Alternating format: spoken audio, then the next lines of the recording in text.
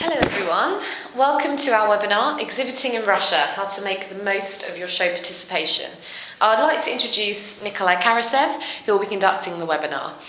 Nikolai is a consultant from Expo Effect Consulting in Russia, a company with long history in the Russian exhibition market. Nikolai will address any questions he receives at the end of the presentation. Thank you. Nikolai, over to you. Okay, thank you, Claire. So let's get started. And let me first of all guide you throughout today's program. We shall start with pre-event planning and promotion and talk about what to do before the show to lay the foundation of exhibiting success. After that, I'll share some tips on how your exhibition stand should look to attract more visitors. Then we'll get more practical and talk about how to present and promote your products at your stand in the most favorable way. After that, we'll dwell on making contact and interacting with attendees. We will see how your staff should look and behave, how to engage attendees, and how to communicate with them. And of course, we'll touch upon cross-cultural issues and things to bear in mind while communicating with Russians. And finally, we'll round it up with what to do after the event is over and talk briefly about post-show follow-up. Please note that we have a chat option, so if you have any questions, you can print them in the chat box. I'm ready to answer. We'll have a questions and answers section at the end of our webinar.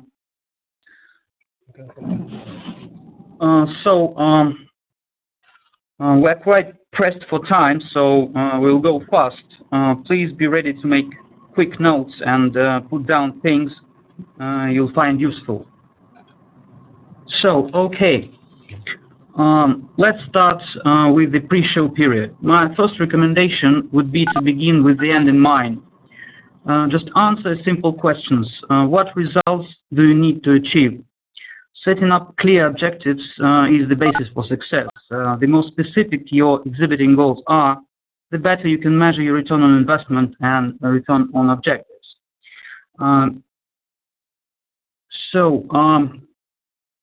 If the show you're attending has a post-show report, make sure you read it to see the visitors' breakdown and identify your key targets. Who would you want to meet on your stand? Distributors, dealers, agents, representatives, retailers, manufacturers, etc. You might be attending the show to support your local partner. Then your exhibiting goals may be to attract more buyers and reinforce customer relationships. Whoever your key targets are, I would advise arranging business meetings with your prospects and partners in advance. To do this, you can take advantage of my MosBuild matchmaking platform. It is absolutely free of charge. So make sure your company profile is completed promptly and in full to give you maximum exposure on MosBuild website.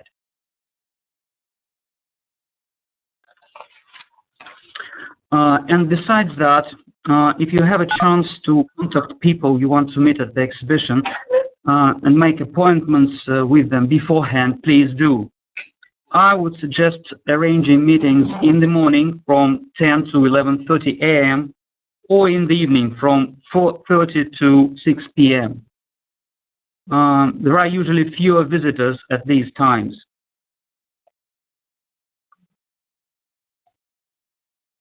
So please use all available channels for pre-show marketing, emailing, website, social media to announce your presence at a trade show. Your everyday email signature may reflect the name, venue, and dates of the event and your booth number. Tell people what you will be doing at the show and why they should take the time to visit you. Stress the benefits. When you send out your pre-show mailing, encourage people to sign up for an appointment in advance. And of course, it's a good idea to put a banner on your website highlighting your presence at the show. Sometimes the event organizers will have these banners already created. For example, MosBuild has a section on their website where you can download the banners free of charge to use when promoting your participation at the exhibition. And you can also run your ads in show preview issues. Well, in general, I would recommend to talk with organizers and learn more about what they can offer to promote your participation prior to the event. Another important recommendation for the pre-show period is to have your promotional material translated into Russian.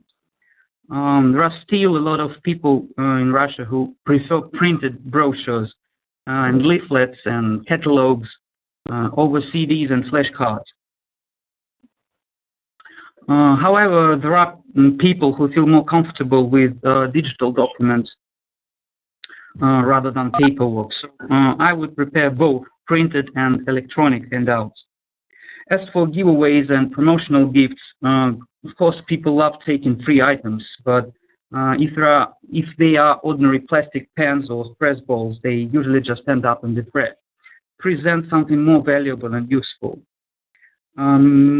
Make sure your giveaways are related to your product or your company profile.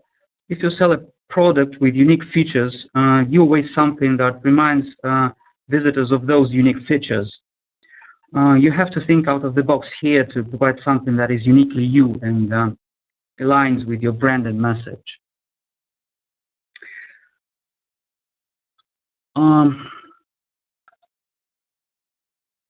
You may want visitors to carry materials collected at the show in your promo bags.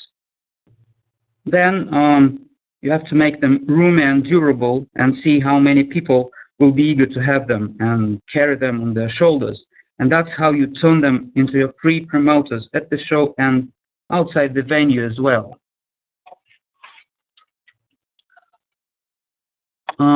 Another important thing to do before the event is to have your business cards translated into Russian. One side may be printed in English and the other side in Russian. This should have plenty of business cards. You can't afford saying, "I'm sorry, I'm out of my business cards" when trading cards with attendees. Have your booth staff badges with their names on them translated into Russian as well. Employ a professional translator to provide this service to you. The quality of translation is essential. That's all for the pre-show period, and we'll now move on to showtime. Let's talk about the requirements your exhibition stand should meet. Well, normally you have about 3 seconds to grab visitors' attention as they walk down the aisle. So to make sure your stand is noticed, you can use light, color, and motion. You can think of other attention-getting gimmicks to stand out, to grab visitors' attention. Try not to block the front side of your stand. Keep it open to avoid barriers between your booth and the aisle so that visitors can easily come up and step inside.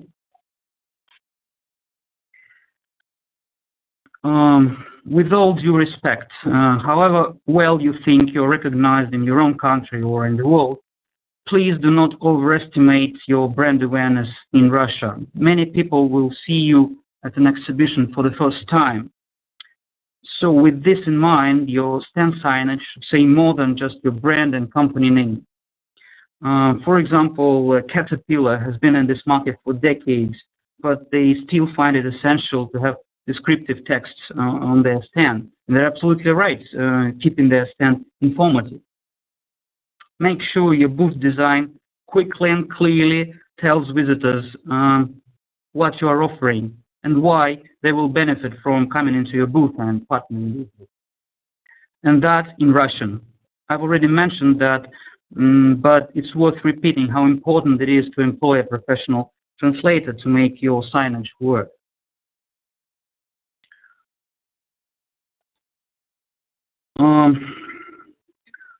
The signage on this stand reads, "We help you save time, money, and effort." Isn't it what everybody wants, to do the job faster, cheaper, and easier. It's a good reason to come up and talk to this company. And of course, the simplest way to attract your target audience is to tell them that you would like to see them on your stand and address them directly. Here are a few patterns in Russian you might find useful. Looking for agents and dealers. In Russian, it will sound «Ищем агентов и дилеров». So you can see the Russian variant of this phrase. Distributors are welcome. Приглашаем к сотрудничеству дистрибьюторов. Looking for sales representative in Russia. Ищем торгового представителя в России.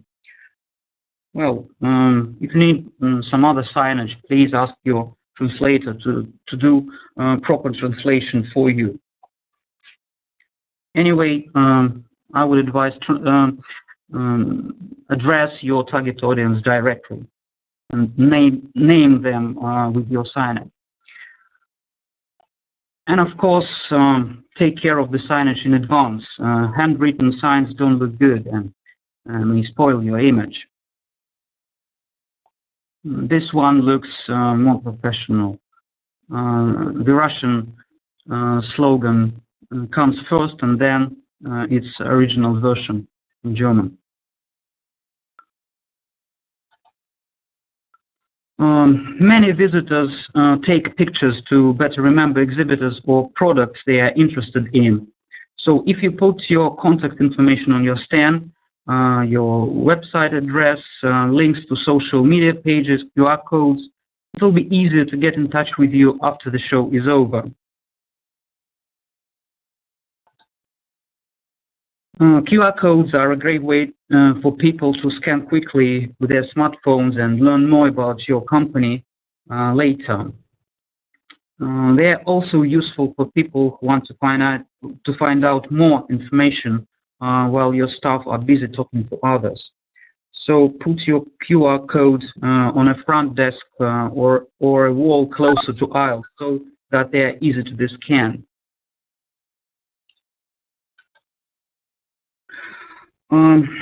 Your signage can indicate the distinctive characteristic of your product. For example, this sign literally reads affordable foam board. It names the product and implies that it's sold at a reasonable price.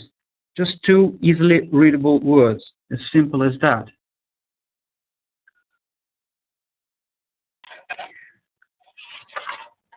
The descriptive text on this stand says the product helps speed up installation process by 60%. Well, I think it's a good reason to come up and have a closer look at the product, isn't it? Show that your products help solve problems and achieve better results. You can use your client's feedback to make what you say sound more trustworthy.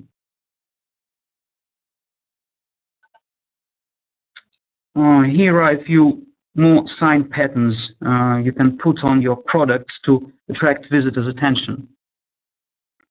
Новинка, which means new in English. First time presented in Russia. Впервые в России. And special offer, специальное предложение.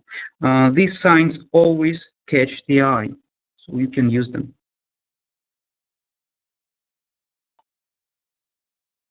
Using physical demonstrations of your product is a great idea. So here is an example. If a few pieces of wood chipboard are put into a glass vessel filled with water, and everybody can see that they don't get deformed.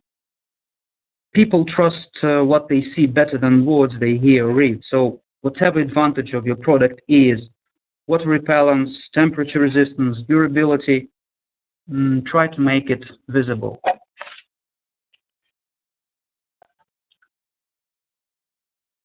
Think of a sign that will encourage people to get involved in your products.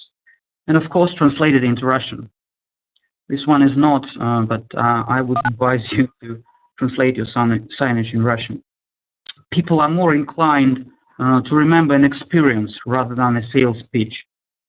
So if you present tangible products, try to put them in the hands of visitors. Sense of touch is very well remembered, even better than visual images. Try to make your product display an interactive experience. This can be done by sampling or testing products.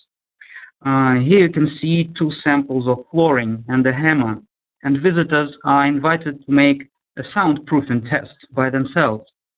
They can pick up a hammer and hit one sample and then the other one to hear them damp the sound, so they can literally hear the quality of flooring. Allowing your stand visitors to interact makes it a much more memorable experience than passively receiving information. If you can't use physical demonstration of your products, try at least to get them visualized by photos, graphic images, or videos. Here is an example. One big poster is better than 10 small ones. And your video can feature your product in action, the manufacturing process, or your accomplished projects.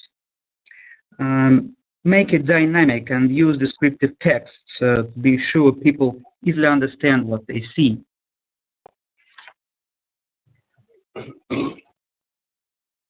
Posters and videos are also a good idea when you want to demonstrate a wide range of products, but you don't have enough space to do that.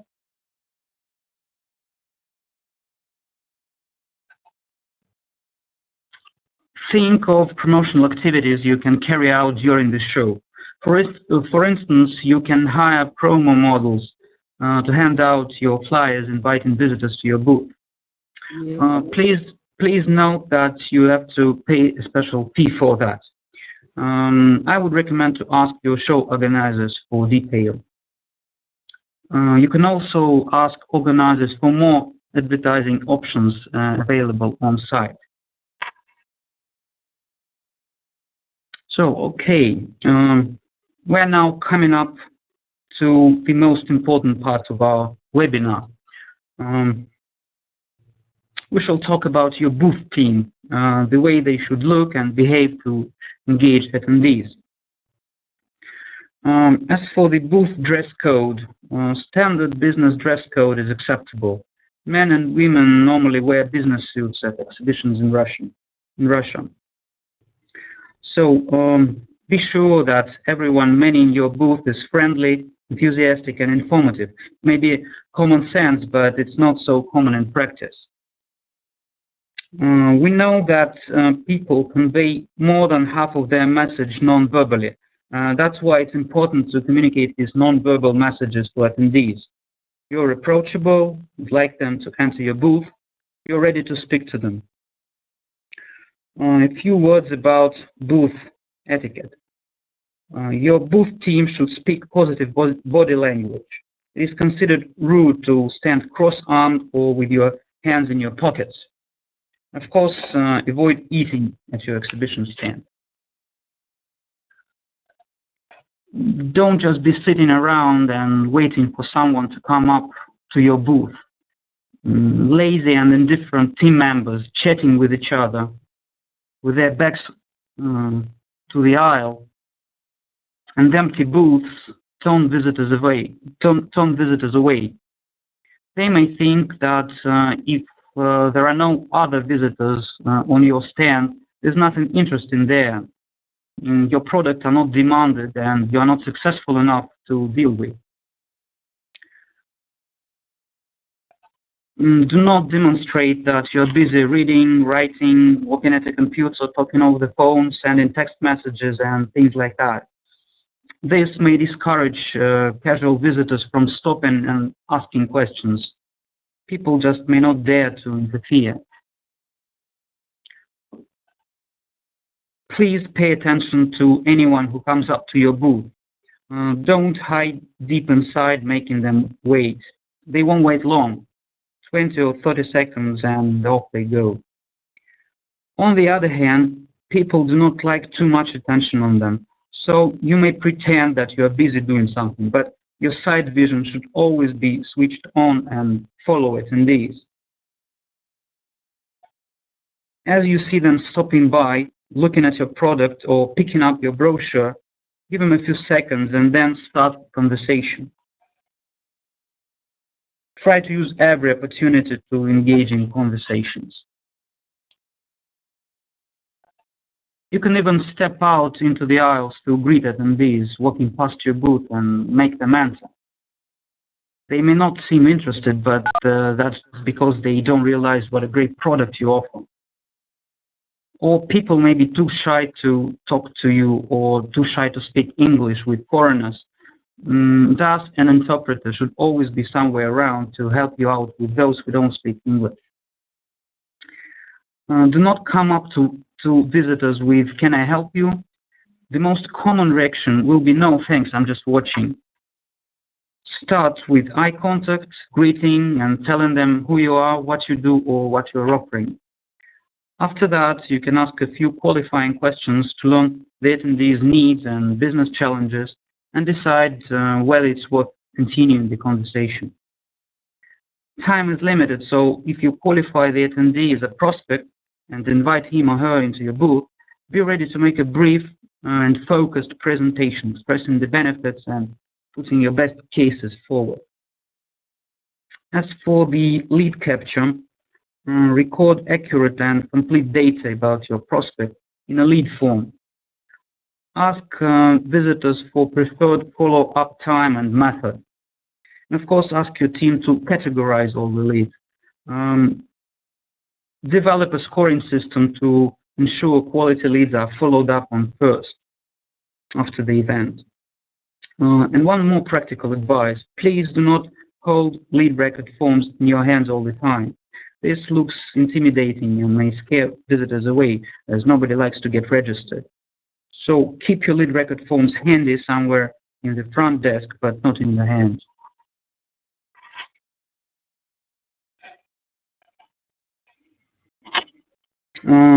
Well, it's common knowledge that cross-cultural competence is a basis for successful communication. So let's talk about things you should be aware of coming to Russia. So Russians have three names. The first name is a given name, the last name is usually the father's family name, and the middle name is a version of the father's first name, known as patronymic. So when you meet a person for the first time, and if he or she is older than you, it is advisable to use the first name and patronymic. If you feel confused and don't know what to do, you can just ask a person you talk to the way you should address him or her.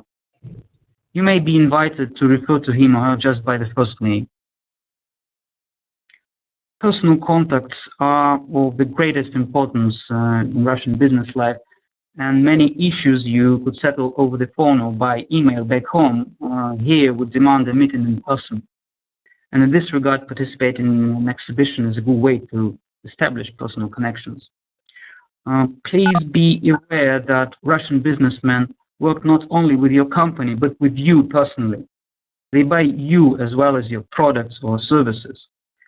Therefore, allowing your Russian contact to get to know you personally is an essential part of successfully conducting business here. As a person to deal with, you must be seen competent, open, positive, not too pushy, down to earth, getting your idea clear and simple.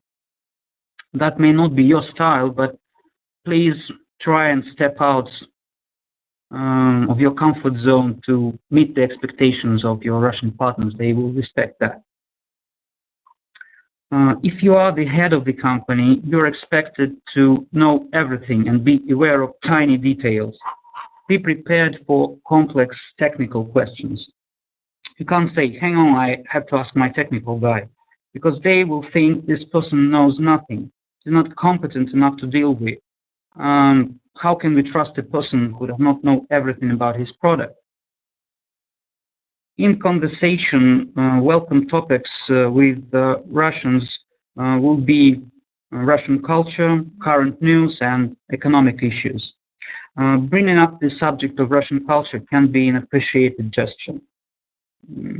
Russians are often well-learned, so don't be surprised when they start talking about the history and culture of your own country. So be prepared for that. I would not recommend to touch upon controversial issues such as Russian political system or homophobic laws. Avoid comparing Russia with developing or the third world countries. From the Russian perspective, Russia is a developed country. It's less offensive to regard Russia as a part of Greek countries and group it together with Brazil, India, and China. And one more widespread misbelief about Russia is that Russians drink vodka all the time. It's not true. Not all Russians do that, and not all the time. Although having a drink with your Russian counterparts is often one of the easiest ways to establish goodwill.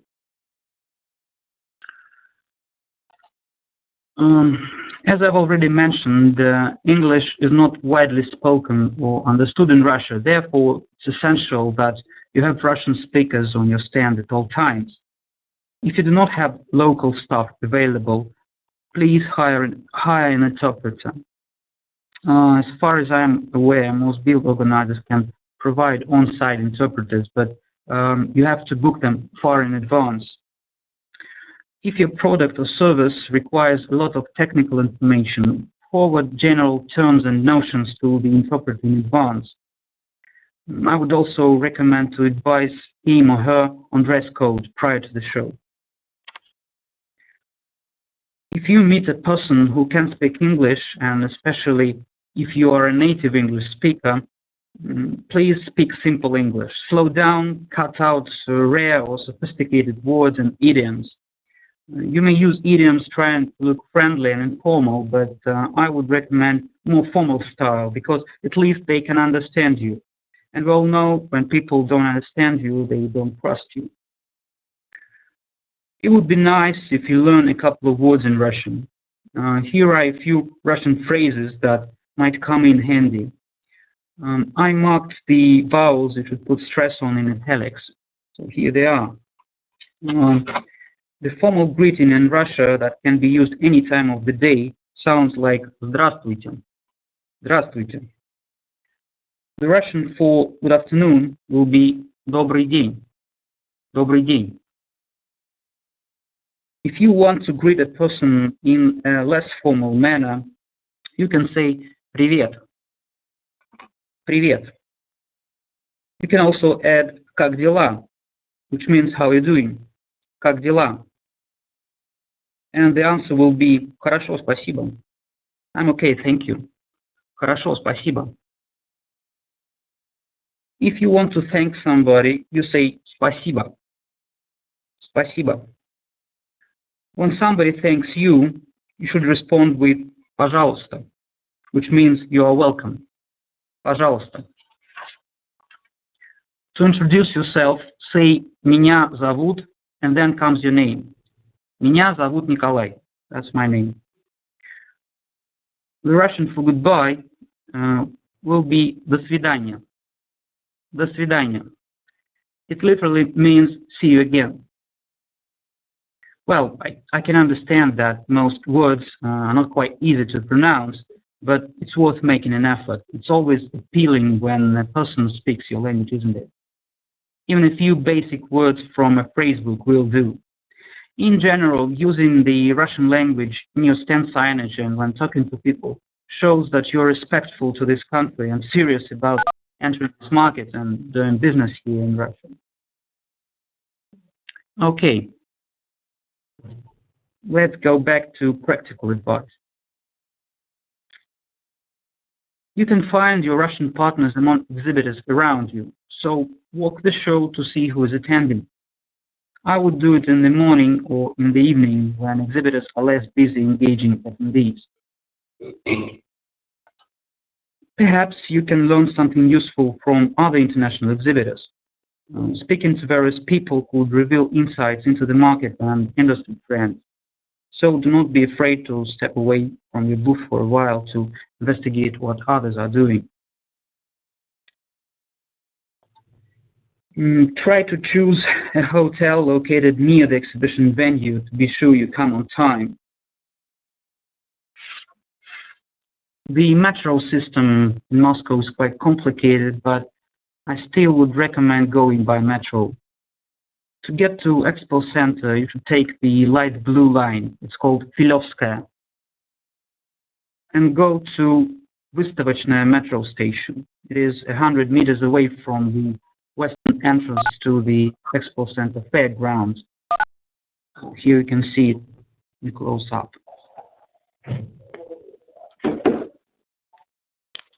Please make sure your stand looks clean and tidy at all times. If there's a mess on your stand, there may be a mess in your business. That's what visitors may think, looking at your front desk or tables cluttered with papers, food leftovers, bottles, personal belongings, and things like that.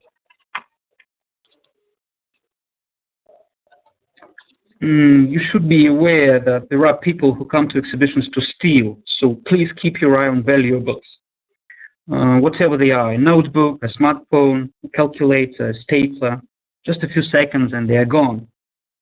Many visitors think that if you leave something on your front desk, it can be taken away, so please keep that in mind. Too many promotional gifts may attract wrong people, so don't pile them up on the front desk. And please beware of grabbers who will be trying to steal your promotional items or get them out of you. They are often elderly women. I can't say that there are too many grabbers at exhibitions, but you are sure to meet them at your booth. So you should know how to get rid of them. As a foreigner, you can pretend you don't understand what they want, say that you have nothing to give, or just pay off with something cheap like a pen, a plastic bag, a couple of sweets, things like that. It might help save time and nerves. Please do not leave early. It pays to stay up to the very end of the show. I can't give you 100% guarantee, but the survey indicates there are chances to meet prospects in the very last minutes of the show time. So just stay there and see what happens. Okay, once the show is over, the work does not end. Now it's the time to follow through all the new opportunities you've generated. Every visitor to your stand should receive a timely follow-up. Please tailor the priority and method of contact to the prospect's level of urgency. Start with the hot ones. I would recommend to follow up all contacts within 2 weeks after the show, and of course the sooner the better. Please note that MosBuild does not end when the show finishes. If you have news of any contract signed as a result of the exhibition, please send this news to MosBuild's International Marketing Department. Here are the contact details.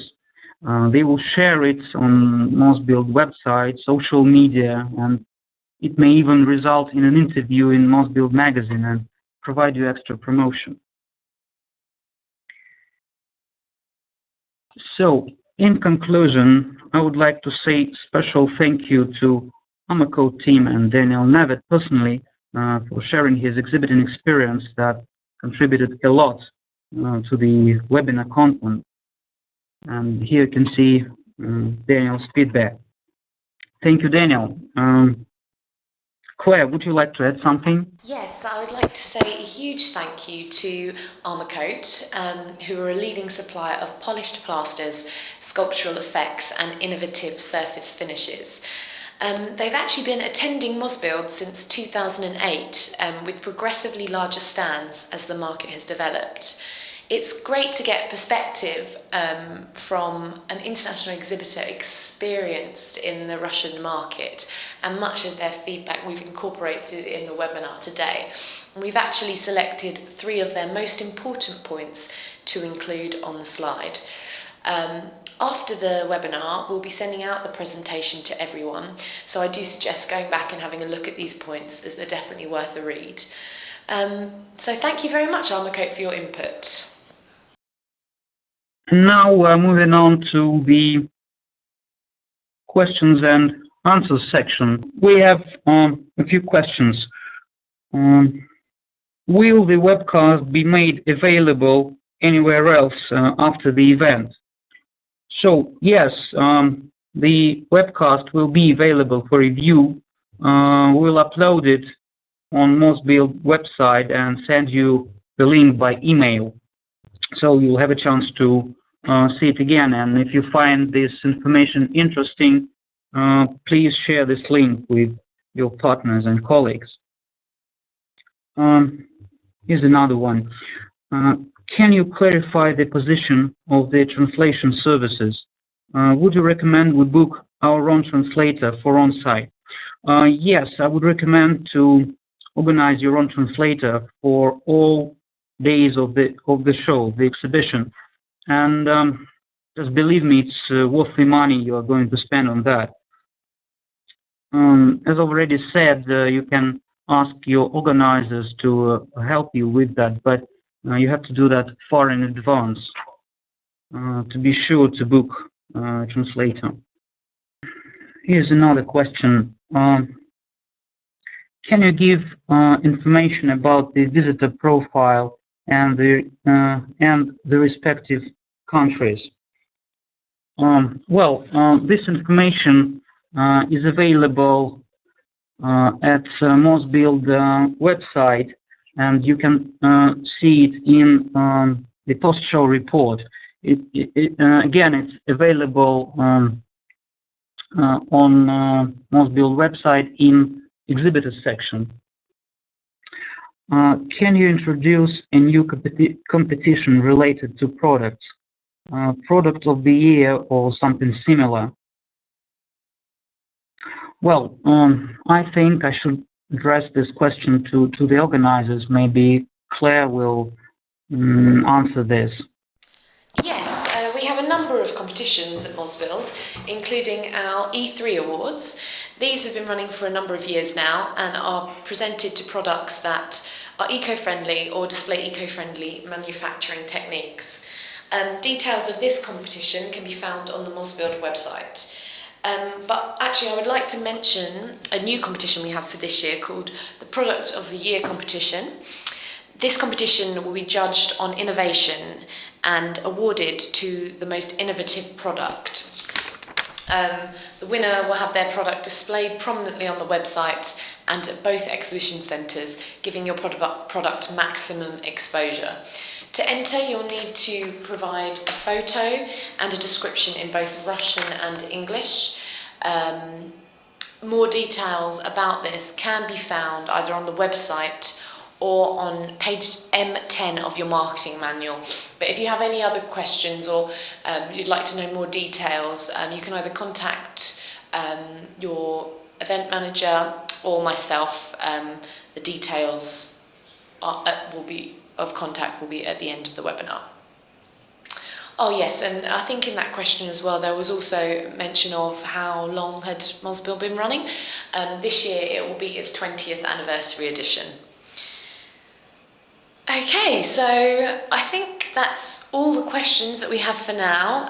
If you think of any other questions after this webinar, please feel free to email us on the details on our contacts page and we'll get back to you as soon as possible. But thank you for attending, and I'd like to say thank you to Nikolai for a very interesting and insightful presentation, and thank you to everyone who's attended.